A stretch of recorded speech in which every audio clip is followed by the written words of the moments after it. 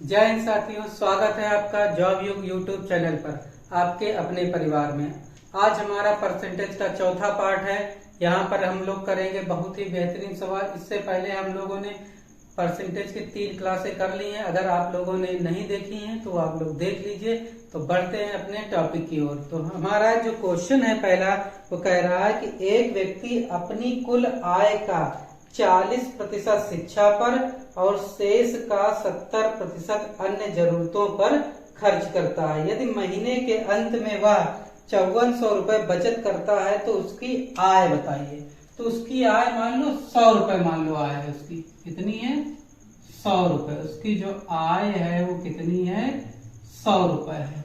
और क्या कह रहा है, 40% जो है वो शिक्षा पर खर्च करता है। तो 100 का 40% कितना हो जाएगा, 40।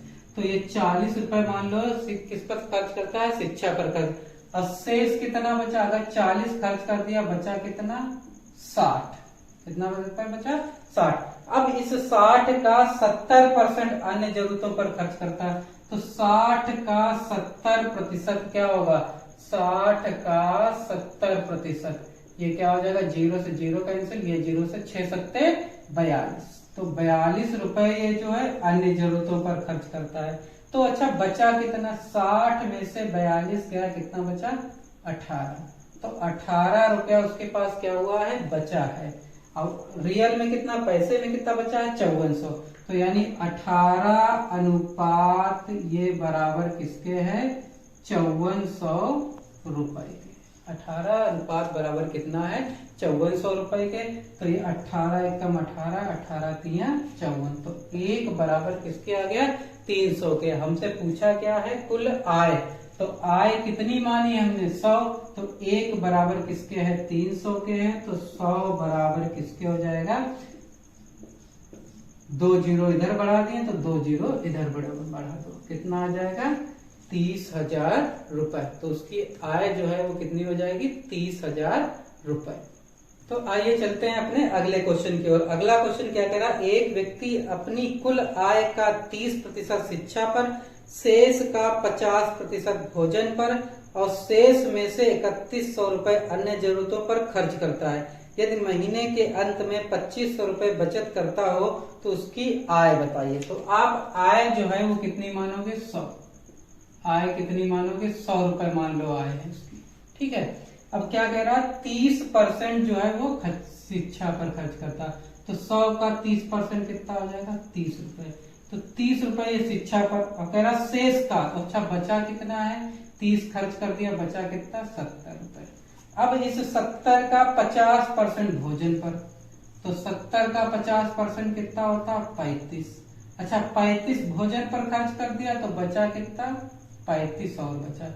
इस 35 जो बचा है इसमें क्या कर रहा है, वो 3100 रुपए अन्य जरूरतों पर खर्च करता है, प्लस उसके पास बचत कितनी होती, 2500 रुपए बचा भी लेता है।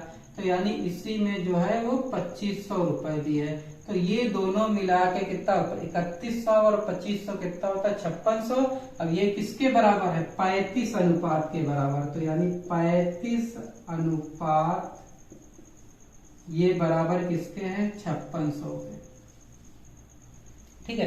अब हमें निकालना क्या है, आय निकालनी। आय मतलब क्या निकालना है, 100 निकालना है। तो ये क्या करोगे, 7 से काट दो, 7 पना 35 और इसको 7 से काटोगे, 7 अट्ठे 56, कितना आ जाएगा, 800। अब हमें क्या निकालना है, आय। आय कितनी है उसकी, 100 रुपए। इसको 100 बनाने के लिए क्या करोगे, 20 से गुणा। अब इधर अगर 20 से गुणा किया तो इधर भी कर दो। तो 800 में जब आप 20 से गुणा करोगे तो कितना हो जाएगा, 8 दूनी 16 और ये 16 और 3 जीरो लग जाएंगे तो कितना हो जाएगा, 16,000 रुपए। तो 800 में जब 20 से गुणा करोगे कितना आ जाएगा, 16,000 रुपए। तो 16,000 रुपए ही उसकी क्या है, आय है, ठीक है।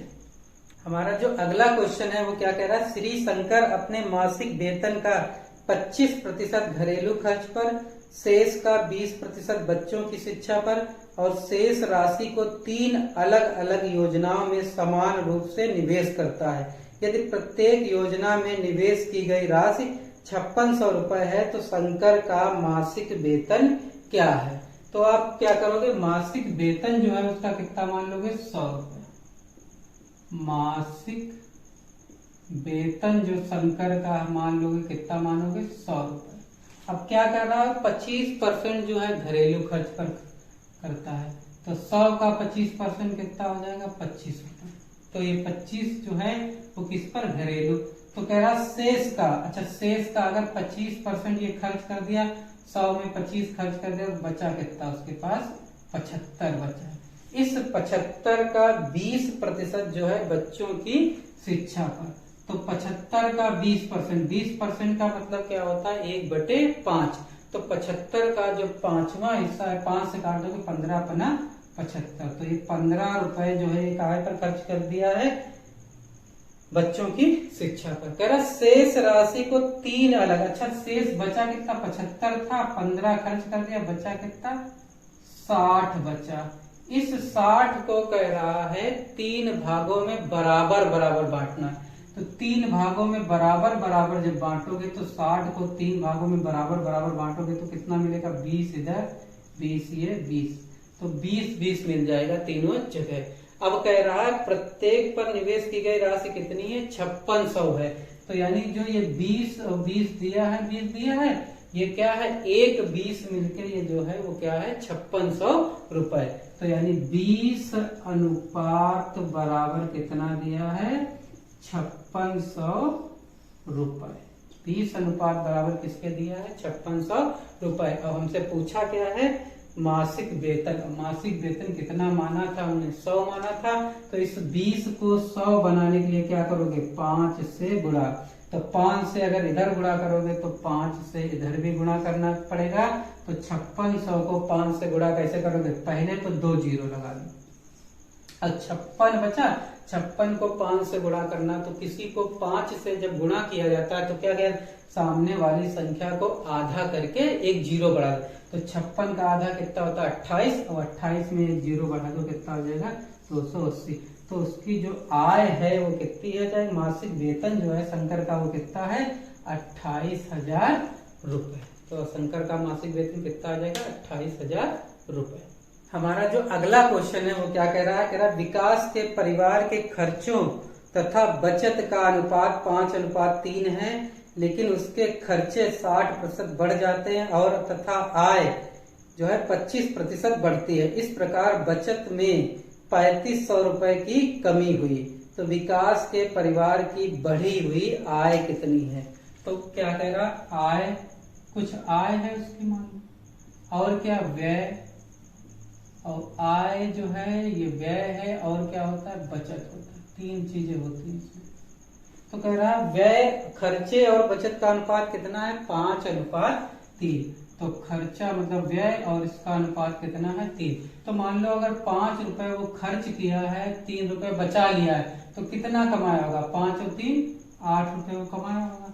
अब प्रतिशत वृद्धि हो रही, जब प्रतिशत वृद्धि होती तो 100 को मान लो या 100 के गुणज में, तो इसको 100 के गुणज में बनाने के लिए क्या करोगे, 2 जीरो इधर बढ़ा दो, 2 जीरो इधर बढ़ा दो, और तो 2 जीरो जो भी करोगे तीनों में करोगे।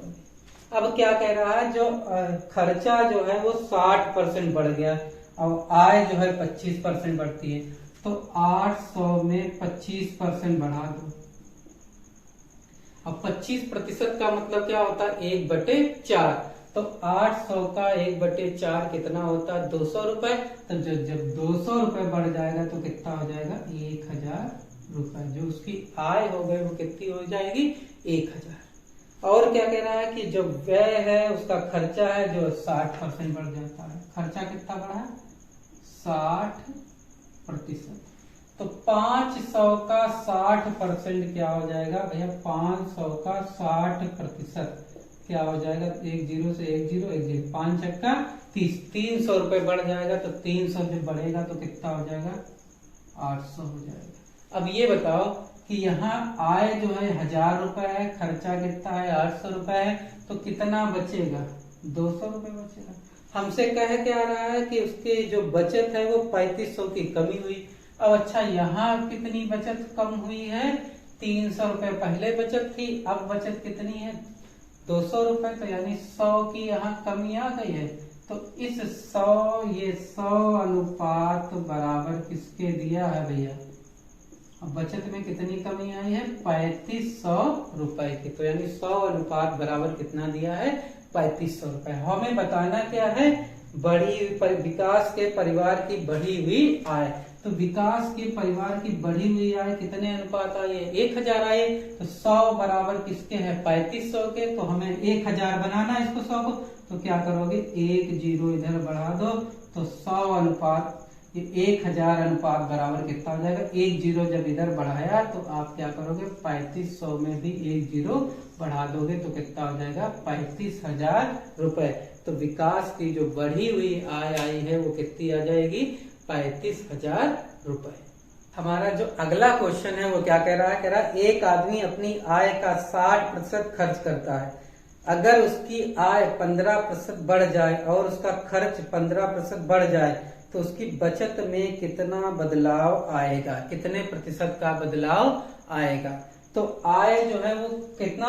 आय का 60% जो है वो खर्च करता है। तो 60% खर्च करता तो इस 60% को क्या फ्रैक्शन वैल्यू क्या हो जाएगी भैया?